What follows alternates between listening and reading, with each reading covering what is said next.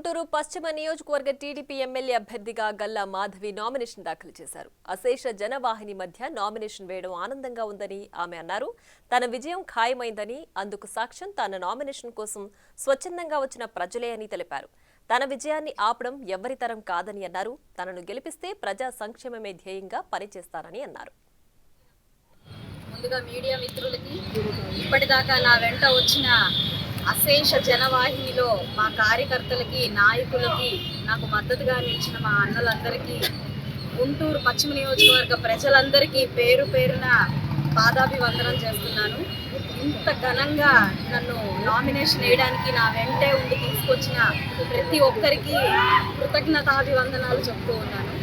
ఈరోజు చాలా అద్భుతంగా ఉంది. చాలా అద్భుతంగా నామినేషన్ వేసుకోవడం జరిగింది.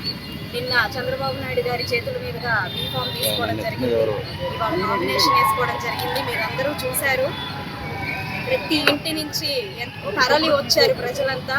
గుంటూరు పశ్చిమ నియోజకవర్గం అంతా నా వెంటే ఉంది అన్నంత ఘనంగా మేము తరలి బయలుదేరి వచ్చాము ఇక్కడికి.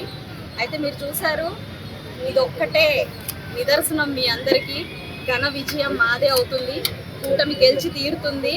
అడుగడుగున అఖండ హారతులు, అశేష జన ఆదరణ మీరందరూ ఇప్పటిదాకా చూస్తూ వచ్చారు.